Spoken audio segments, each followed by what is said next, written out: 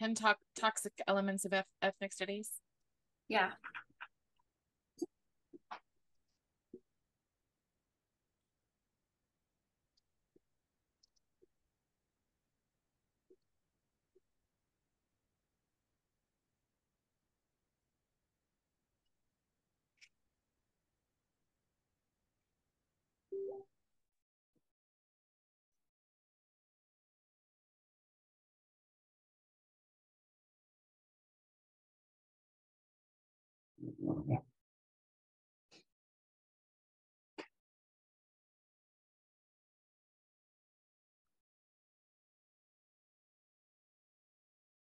Hey everyone, welcome back to Be Not Afraid. Today we decided that we wanted to talk about some of the toxic elements that we have found in looking at ethnic studies.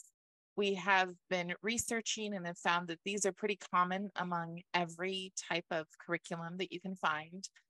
And so we wanted to discuss them. Brooke has made a PowerPoint, so we're going to go over that today. So welcome. And just to make it clear, we want to always make it clear that we are not against teaching about different cultures. We are not against cultural celebrations.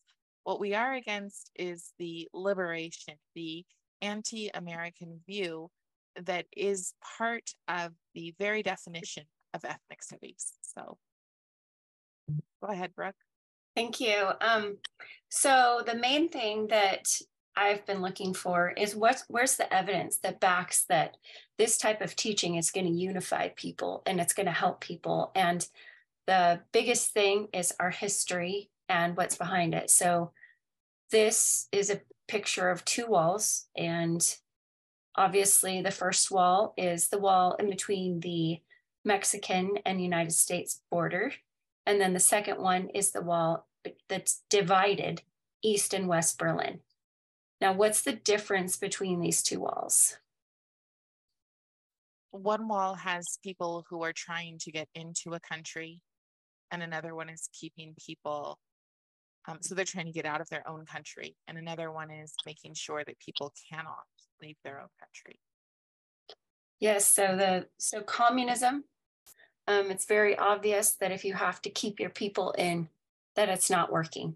And if there's a country where people flock to you from all around the world, then there's something that's right about it that's working.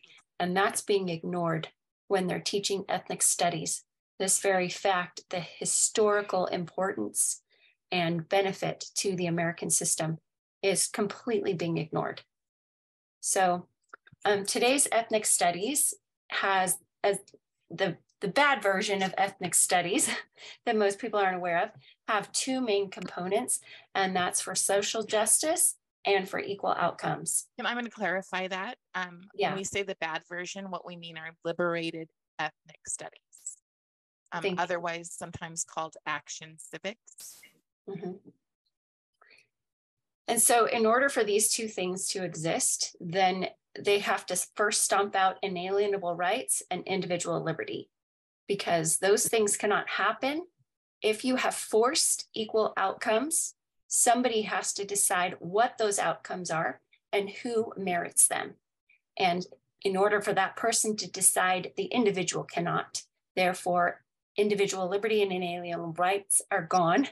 And social justice is a factor of deciding who gets the equal outcomes and how they're going to get them. So how social justice is brought about, it begins with division. And here is the wheel of power that you can see how everyone is being divided. And it really doesn't matter how they're divided. What matters is that the perception of division. So if you can get people to believe that they're divided, even if they're not, that perception of division on multiple levels will generate in most people a sense of unfairness and a desire to right that. So this is a very, very intricately woven deception of division. So what this would look like for an elementary school, could you go back there for a moment? Okay. Mm-hmm. Is that they might be given a picture in a book that looks like this and given a worksheet next to it that maybe is an intersectionality flower. And I'm saying maybe, but I have actually seen this activity. So you have an intersectionality flower where the child, the elementary grade child, is supposed to look at this list and decide what on this list they that they relate to, that encompasses their truth or their reality. And it generally makes kids feel pretty bad about themselves. It's some kids will leave things blank. If you imagine that you are that African American child in the room,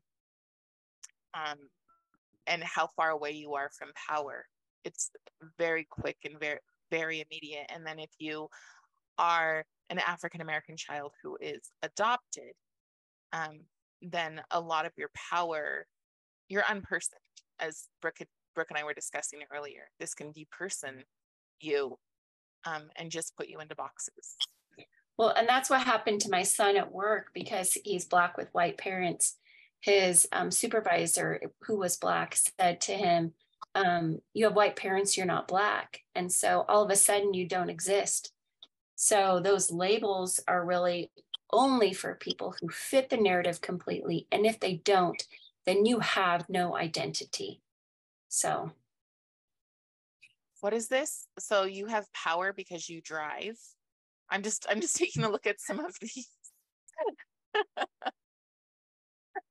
I'm sorry, but that works a lot for people who want those 15-minute cities. Those become more equitable. To take away your car makes a more quote unquote equitable society. Right. Okay. I'm trying to get to my thing right here. Sure. Okay. So the one thing they're taking away from identity, they're taking those spokes of anyone's personhood, like the fact that you drive, and they're transforming it into your full identity, and not even mentioning the natural genesis of identity, which has been traditionally how people identify or get a sense of belonging. And that is through their character. This is who I am. I wouldn't do that. Their family and their spiritual origin. So this isn't even mentioned. Now you're just a superficial element of that's all your character is, and you find belonging amongst those people. And so even your character, your family, and your spiritual origin, because it's not mentioned, is erased. So it's very superficial type of belonging that doesn't allow you to develop as a person and those characteristics and abilities that we want. It doesn't mention a becoming sense. It's a very static view of, so here it is, very static view of who you are rather than a growth centered view. It takes you in time. The thing that's so frustrating and disconcerting about all of this is that when you think about the beginning of, or at least the noticeable beginning of ethnic studies and this interpretation of who you are, you start to think about who it was in the beginning that started calling these definitions out and defining people and who they are, because it's someone else telling you if you're good, if you're bad. It's an interpretation of terms by people who, I don't know, some of these people that started this, I don't know what kind of a background they had, but what gives someone else the right to dictate to the masses who they are? And that's the thing about ethnic studies that is so troubling, is that people fall so readily into it without understanding its beginnings and its end result. Yes. And there was a kid, I think it was last week, my son came home crying and he's like, Mom, this girl keeps telling me I'm trans. And I said, okay, let's practice. This is what you say. You say, who are you to tell me who I am? And so we practiced, we role played. And so he would say, or my other daughter would say, you're trans. Who are you to tell me who I am? And identity is such an intrinsic part of individuals and cultures that to wipe out the real genesis of identity, which is our character, our families, our spiritual origin, these deep things, and to say, now you are no longer that, you are yourself in the moment, whatever is reflected. And if it doesn't fit our narrative, you no longer have an identity. So, getting our kids used to saying, you can't tell me who I am. I know who I am, and I get to choose who I'm going to be as well. So anyway. And that's the beauty of this whole thing. I don't want to interrupt what you're saying, Brooke.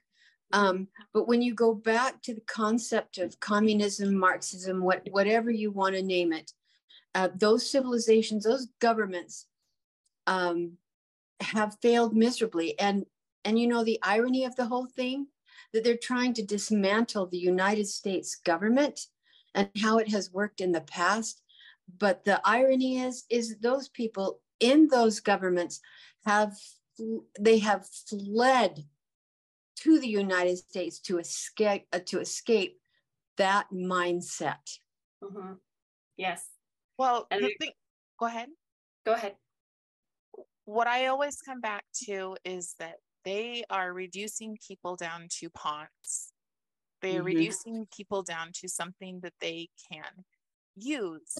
It used to be, and there's no secret that we all tend to lean politically to the right of things. But I wanted to quote a Democrat. I wanted to quote Eleanor Roosevelt, who says, "No one can make you feel inferior without your consent." Oh, nice. That used to be Eleanor Roosevelt is a very well-known Democrat, and that used to be their viewpoint. Mm-hmm. But now we are training our kids to feel inferior. These kids are looking for a reason to not be in that center of power because they're the worst. The people in the center of power, the white, neurotypical, stable, able-bodied, Christian, rich, post-secondary education, homeowners. These people are in places of power. And so they want our children to be anything. Our children are being groomed to be anything but that. Mm-hmm. And they're being groomed to call each other those names and to label each other, like what was happening to my son. It's like, it's not just the labeling of themselves and keeping themselves down, but keeping others down and labeling them. They believe that that's what they're supposed to be doing. But if you look at it, we've all been everything. I mean, not everything, but we've jumped around the wheel, and our identity has not changed. I've been a renter. I've been a homeowner. I haven't been homeless. But we're in different phases of our lives. We're different things. And this wheel is just not about development. It's not about growth. It's not about unity. It's all about labeling and division and keeping people down. Yes. Okay, so then ultimately that's all you see. This is the power wheel right here, and their eyes have it in them. And so that's how they begin to view the world, instead of, who their real identity is. They're just labeling. Well, there's no curiosity. I think that that's interesting about that picture, is that they have these very, very blank faces, and there is no curiosity, because to ask questions, to have a sense of understanding. One of the most atrocious memes that I have seen is one where it shows a woman and she's got makeup on, and she says, we can disagree and get along, does not apply to. And then it's a list of all of the things that it doesn't apply to. So it'll say, does not apply to the homophobe, the cisgender, the this, the this, the this. And I'm like, what an ugly thing to teach people. It should be, we can get along without agreeing on everything. That's the ideal way to have even brilliant kids, versus pawns, versus brainless tools for an agenda. When you reduce a human person, an individual, to what you just said, then there has to be a power that is overseeing the masses. And when you reduce individuals to non-thinking, non-progressing, everybody is the same, nobody questions, you have a power dynamic where those that are enforcing those principles, those designs, have the control, and those who are underneath do not. And that is how you control. And it's when you look at the human mind and you see the brilliance in an individual, and at the same time you see the ability to train an individual to stifle that brilliance. Yeah, there needs to be a measure and a goal towards getting rid of this type of dominance. And again, it's individuals who are calling out to the rest how they should be living and what life is supposed to look like. It's frustrating. Well, it's child abuse. It is. It's stomping out diversity. Like in the name of ethnic studies, we stomp out diversity of thought, diversity of experience. You pull down the power in order for some person who has the power to decide who gets it. And so then, therefore, ethnic studies doesn't exist because diversity is outlawed. It's only these people that can have it. Pull down everybody else, because these are the ones we have designated are the ones who are worthy. And so it's a very dangerous, very homogenous end that we're going towards. It's almost, it's crazy to me when people will just throw out the Nazi term all over the place when they don't see that they're saying that there is an ideal way to be. Yeah. That's historically frightening. Mm-hmm. So just because it may have flipped from the Nazis, they put, white, male, blue eyes, blonde at the center. They're putting something else in the center, but it's the other side of the coin. It's the exact same thing. You have to, individual liberty and is at the ultimate. So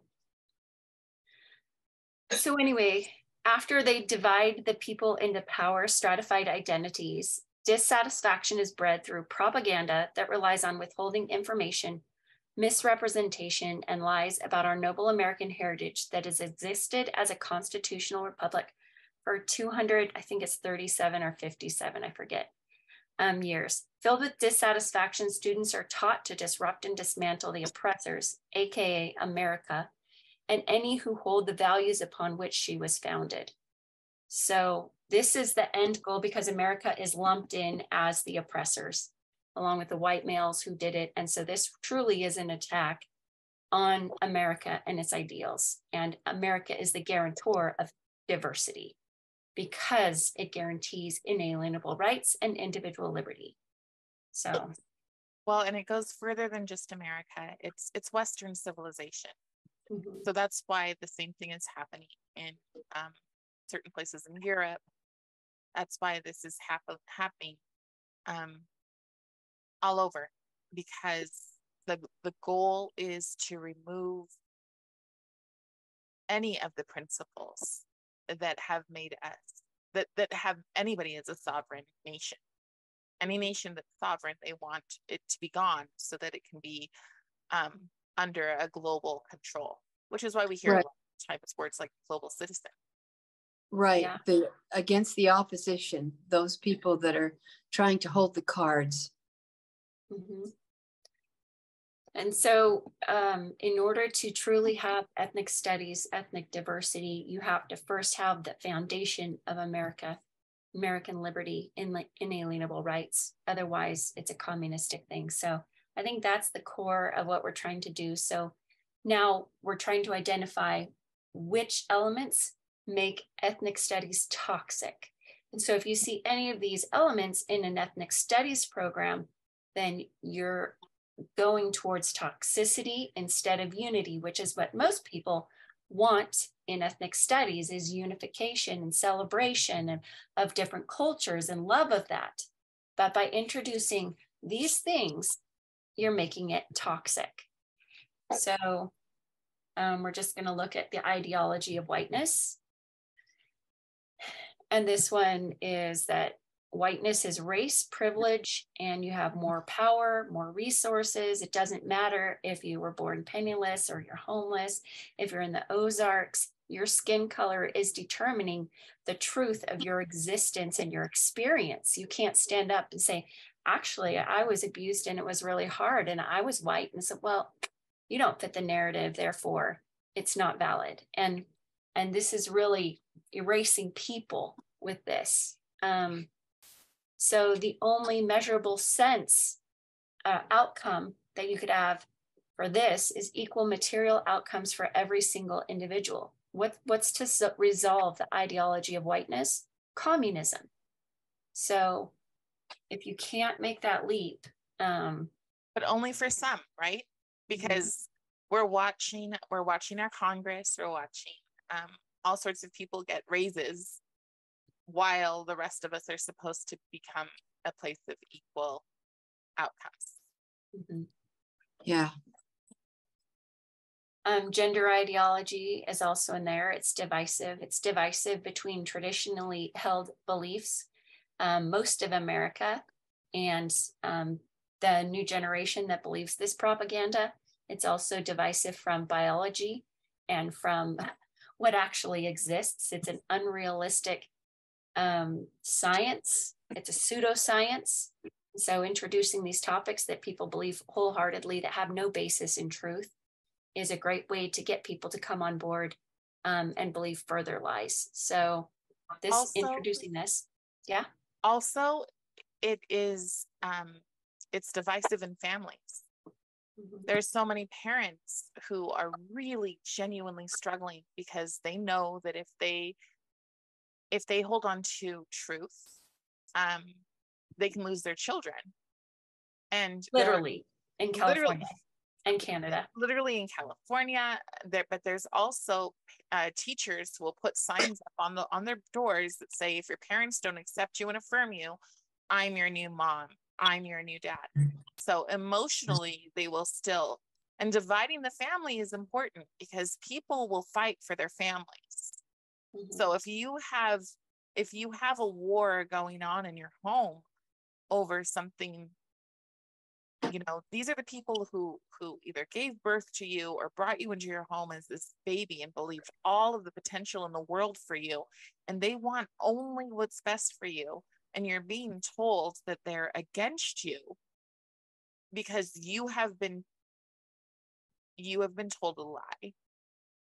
So is it a lie that, are there people who are intersex? Yes, but it is such a small percent of the population.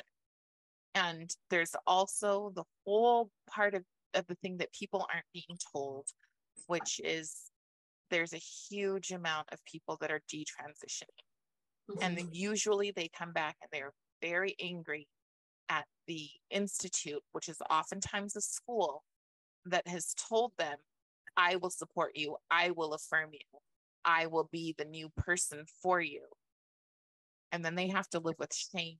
They have to live with regret. They have to live with the dysfunction that has been brought into their families.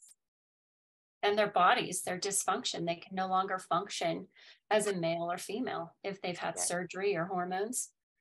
And so this is all these elements in the beginning are to establish identity and wipe out these innate sense of identity and belonging that comes with families. It's to break it down and put in different classes. So that's why these are included. It's because the class dissatisfaction, the anger at this, that it won't be accepted, when really it's just dividing further. Same thing with intersectional identity. If an ethnic studies program has intersectional identity, this was theorized by Kimberly Crenshaw, who is a critical race theorist. So this is an element of critical race theory, which most people accept as divisive, oppressed, and oppressor. They'll say ethnic studies isn't CRT, but if ethnic studies has intersectionality in it, that's an element of the divisive CRT theories. The wheel of power that we just looked at. So this is Sylvia Duckworth. So it reasserts white Americans are racially and ethnically privileged. Unconscious bias, which you can never get around. You can never disprove it. They always can say, I know you have it.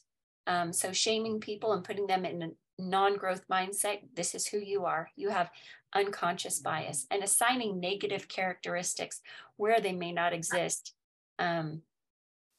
It's meant to keep them down. So it's a down keeping system. It's also meant to silence them. They feel like they don't have the power to say something. I have watched grown adults say, dog is snoring, sorry. I'm sorry, what? My dog is snoring. Not.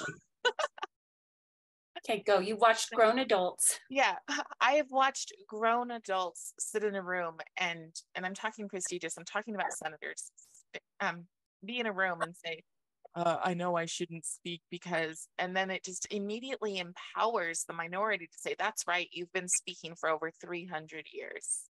Objectively not true, because no one alive has been around for 300 years, but you are empowering hatred. And they will get so mad when you say something like you're being divisive or you're teaching hatred. But it's so obvious when you're in the room and somebody feels like they have a right to tell you to shut up because they were born a different skin tone than you. Yeah, I like to say, I get to play too. I'm going to get on the court and I'm going to play. Maybe my uniform doesn't look right. Maybe it's whatever, but I'm going to get on the court and I get to play too. And that's what America gives us. You get to play too. As an individual, you have inalienable rights to get on that court. Doesn't matter what your skin color is. It doesn't matter what your sex is. You get to play too. And that's what we need to reinforce for kids and senators and everybody who's buying into this hogwash. So whoever you were listening to. The other toxic element of today's ethnic studies is they make communists heroic, and they celebrate and encourage people to idealize violent radicals. And so here's a list of those people. If you see any of these people in an ethnic studies program, try and find as many original source documents as you can to find out the truth of them and what they're doing, and see if any of the things that they have been preaching, how it ended up. Look at history. I think that the wall is the biggest telltale sign of American and communism, the benefits of both and lack of it. So Paulo Freire, BLM, Black Lives Matter, Black Panther Party, all of these, take a screenshot. If they're in the ethnic studies program, it's toxic. You know, can we go back to that one for a second? Yeah. Okay. I mean, if they're celebrated, it's toxic. Right. Well, I think one of the things is that we're teaching our children that these people are heroes when history hasn't played out yet. So you'll take something like BLM and you'll say, oh, they did this wonderful stuff in 2016, 2020. But the verdict is out. I don't want my child being taught something as fact when the fact is that there's bankruptcies, when the fact is that there are mansions being purchased, and the money isn't going into communities and uplifting the people who are supposedly oppressed. So then why would this already be in our schools? Why would pictures of them, glossy covers of how wonderful they are, or lessons about how Black Lives Matter is like the Southern Passage? Like, how can we have lessons like that when it hasn't played out? We don't know what their history is. You take somebody like Paulo Freire, who was kicked out of Brazil because his ideas were crap, and you were praising them.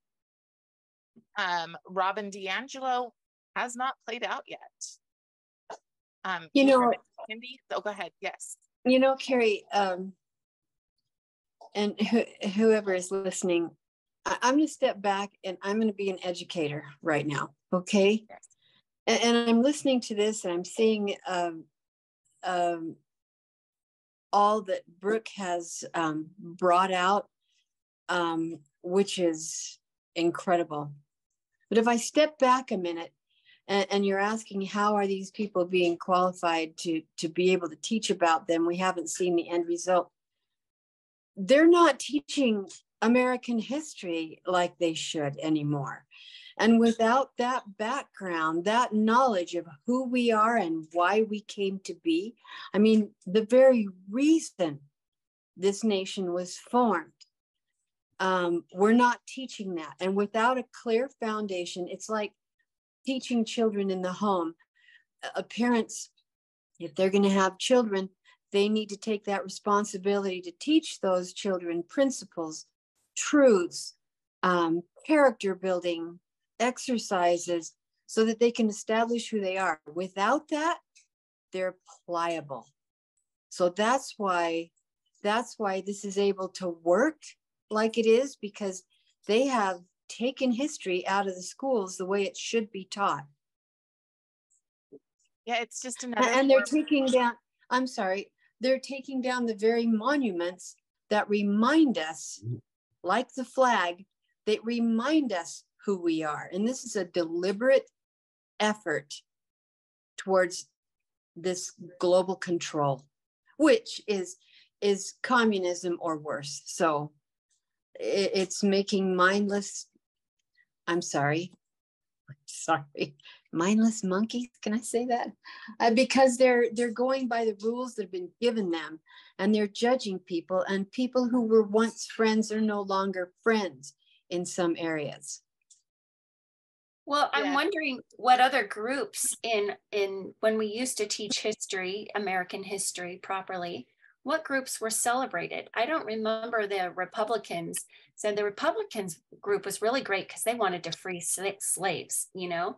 That was never taught in groups to join. And all of a sudden we're teaching about groups. And I might be wrong. Maybe we were like this group and this group and this group. But when they're teaching about groups that exist now, it seems to be very leading. They're leading them. Hey, go find this group. They still exist. Go see what they do. It's not a historical analysis of what they did, but rather a, you know, this is what you need to go do. This is a good one. If you see that there's damage being done right now by all this power wheel, you go find them and make it right. And so using groups that exist now is very instructive in action civics, as we call it. And also only using certain people within the groups. You could use John McWhorter, who is he loves Barack Obama. So wherever he's at, but he's more reasonable than Ibram X. Kendi. You can use Robert Woodson. You can use which is the 1776 Unite Project, but they don't want any voices on that don't push towards liberation. That's the problem. So you can have all of their points on that wheel of power and privilege and intersectionality and whatever else, but if you don't have the right message, you're not going to show up on this list. Mm-hmm. So I'm reading, we actually have a lot of people watching us right now, which is awesome. So power works in very complicated ways. It's not only a matter of identity. That's true, but our kids are being taught that there's only one way to have power. And that is to be, honestly, can we go back to the list for a second, the wheel? Because to me, that wheel, what it's saying, is that the way to have power is to be as broken as possible. Vulnerable, visibly disabled, poor, senior, only got your GED, which I don't think says much today, by the way. That's an aside. sheltered, homeless. This is how you become the most powerful. Talk about having no goals for our kids. Sorry, go ahead. Excellent point to bring out. It's how you avoid being called names. People are so afraid to be called names. Yes. So they're afraid to be themselves because they'll be called names. And cowards, because that's really what it comes down to. Cowards rarely make history. I was just thinking about how I went to DC with my family, and we went to multiple museums. And if these people only thought about the fact that they were marginalized in one way or another, they never would have accomplished much. Because it really is about weakening people. Okay. The other thing is vilifying subtly parent concerns. And this is to divide the generation from their belonging and their identity with their family. And so if parents protest what you're being taught because it's psychologically destructive and divisive, then they say, hey, that's what parents used to do when they were trying to desegregate in the 1960s and other elements. But this false equivalent is really getting them more to separate into classes, to divide. That's the whole goal, is to divide and to say they don't know what they're talking about. It doesn't need to be dependent on truth or facts or anything, just the saying these two are the similar, and it's not even outright. It's very subtle in a lot of these ethnic studies books that we've been going over. So just being aware of those things that are drawn, those equations, those lines, this leads to this. Colonialism, talking about that and trying to stop colonialism. And so I don't understand how, in Israel, anti-colonialism is leading to violence and innocent people being killed based upon their identity markers. Now Israel's being called a colonist, and it doesn't make sense to me because if you look at the history of Israel, but I don't think it has to make sense. You just have to know that being called a colonialist is a bad thing. And if you're a colonialist, despite the evidence, you're bad. And, Columbus, he wanted to convert the world and help them by converting them to Christianity. He wasn't looking for power, but because of the people who followed and did bad things, he became a colonist. So, it's just another name to call. Really what it is anti-globalism. That's all. Like anti-colonialism is, or why they're assigned is because, like I said before, they're sovereign. They believe in something sovereign. I think the whole thing with Israel has also to do with religion. They need to erase religion. If you go back to the one before this, the one about subtly vilifying parents, it's not only vilifying parents, but there's also a real push to lovingly bring your parents along. And it comes right back down to Mao's Four Olds, yes, and the one about removing, I wish I had it in front of me, but the family, reducing the role of the family or changing the role of the family, getting rid of old traditions. So you subtly bring your family along by a child coming into the house and you saying, give me a hug, good night. And they say, you need to ask my consent. Or another one that I know how people will feel about this. I used to love the song Imagine. And then in today's context, I looked at the song Imagine and I realized that all of these choirs around, all of them are singing the song Imagine as a focal point in their concerts. And it's imagine there's no heaven. It's easy if they tried, constant speaking of how we can create a beautiful utopia and bring our family along. But the flip side of that is that if we don't bring our family along, you are supposed to find a new family. Yeah, but I have two of my closest friends have been brought along. They said, oh, after my kid talked to me, I've been convinced. So So yeah, they're doing a good job of re-educating their parents to see things and a different sense of identity and belonging. Okay, so, this is just climate change, free markets, bad news. They're equated with racism. They say that, free markets developed slavery and all sorts of things that aren't true. Slavery has been around since the history of the world. And, but they're saying these go together. So therefore, if you believe in capitalism, you believe in slavery, because slavery made capitalism. And they're not taught the true history of what happened, so they can teach whatever they want. And nobody wants to be called a name, especially the name racist. And so they say, if you don't believe in climate change, you're racist. If you believe in free market, you're racist, because this is the origin of what it is. And so bringing that into ethnic studies is bringing in the seeds of communism by sowing division.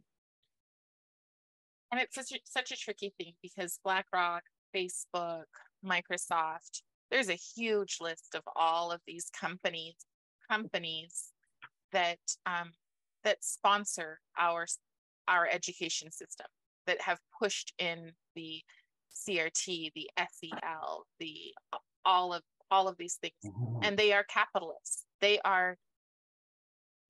own so much. They have a monopoly over so much of what's going into our world, not just our country. But yet they're the people who are sponsoring the programs, telling our kids capitalism is evil. Which made them rich. And the only way for them to get richer is if nobody else has capitalism and more power. That's right.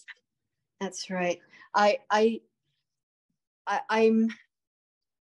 really convinced, and we all know this, parents have an obligation to understand and learn about what's going on with their children, and reminisce some of the things that they were taught and that they enjoyed when they were younger, and to be able to see the dissolving of some of these principles.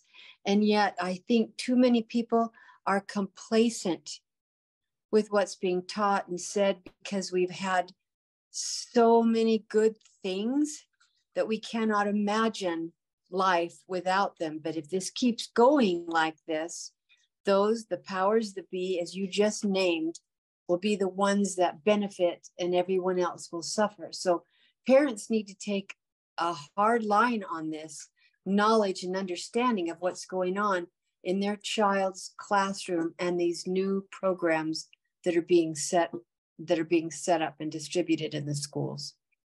And that's another thing, is that it's so tricky because it's presented so beautifully. So the next time that we come on, we are going to talk about castles, the bait and switch, the way that they present things to teachers versus the way they present things to parents. Because they present it so beautifully that a parent who is not, in this space that we're in, will just go, well, that sounds good to me. There's nothing wrong with that. It's just going to help my child listen better. It's just going to help their behavioral problems. Oh, I would love help with their behavioral problems. Meanwhile, go ahead. I'm sorry. I'm so sorry, Carrie. I spoke with an educator, a friend of mine, that went to the very, very beginning of the school, in the auditorium. They have all the teachers, everybody is there. They talk about what they're going to be doing for the school year.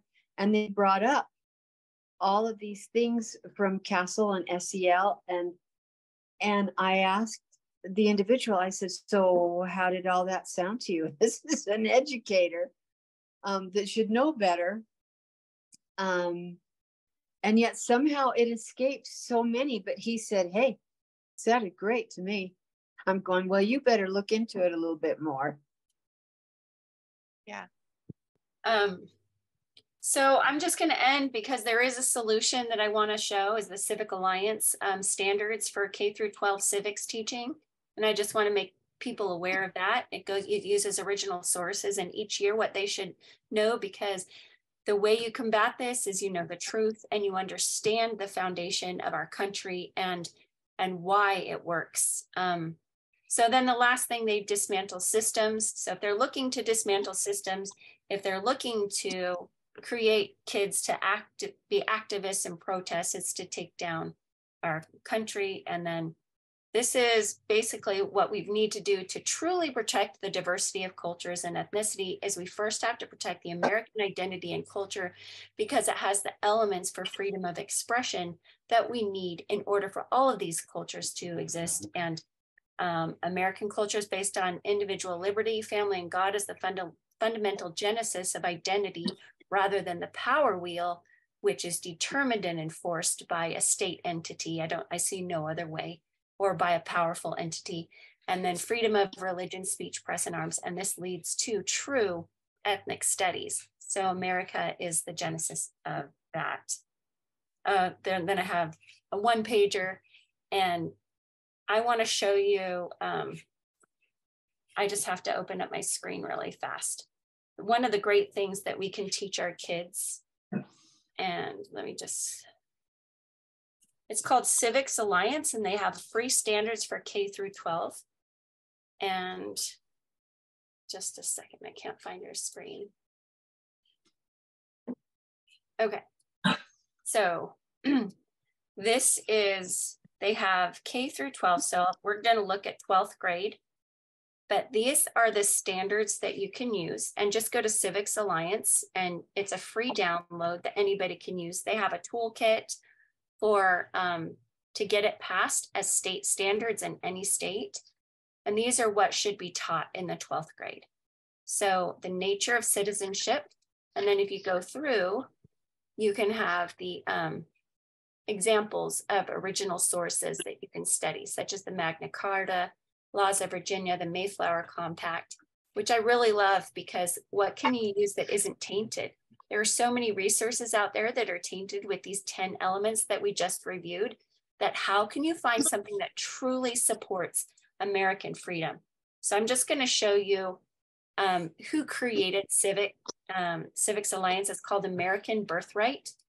And it lists all of the people in here that are expert consultants, the steering committee, coalitions. So you have Moms for America and the Woodson Institute, Eagle Forum.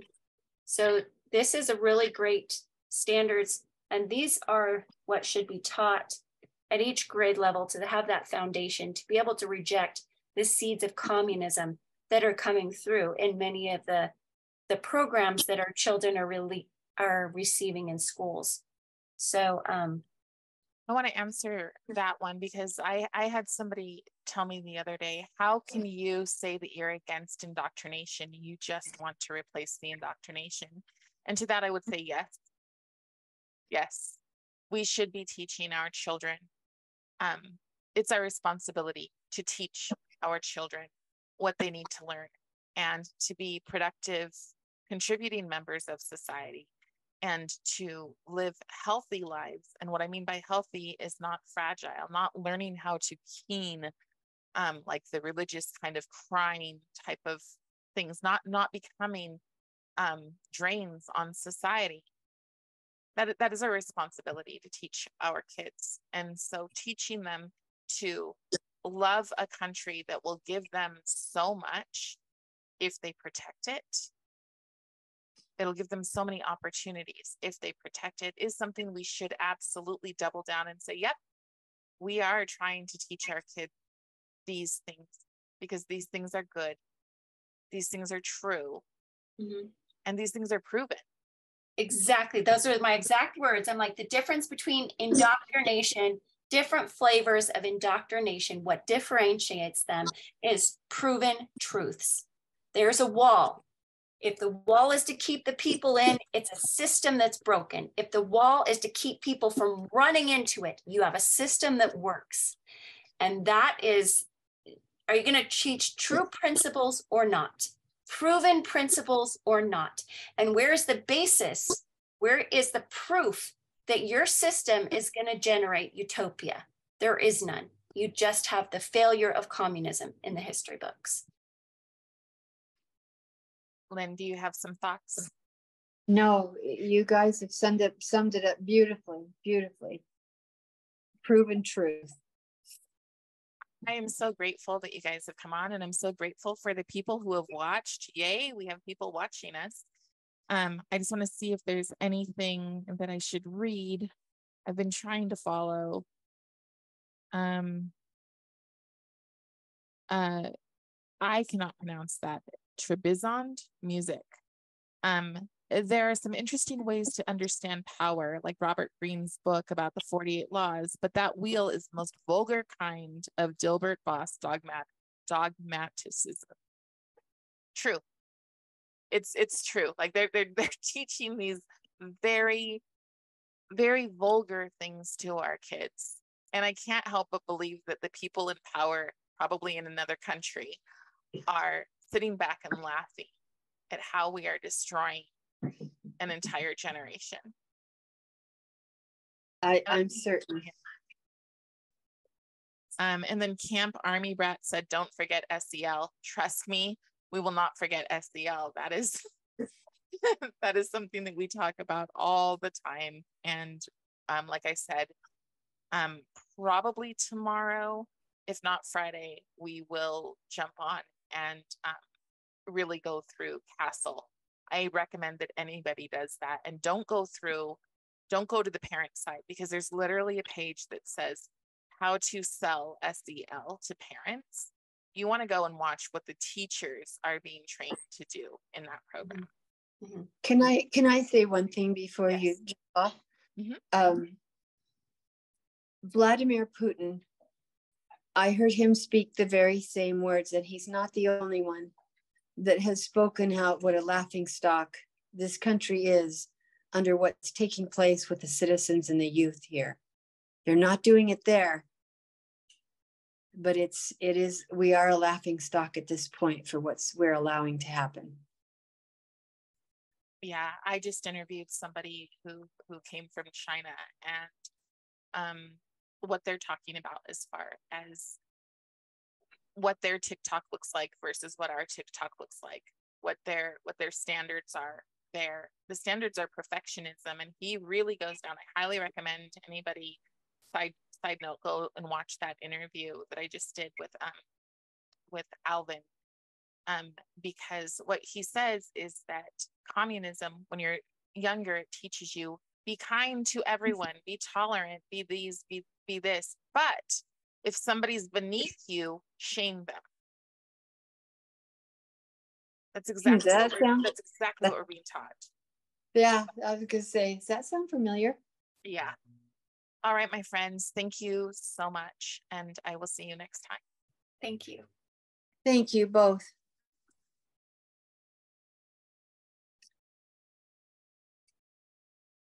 Are you off, Carrie?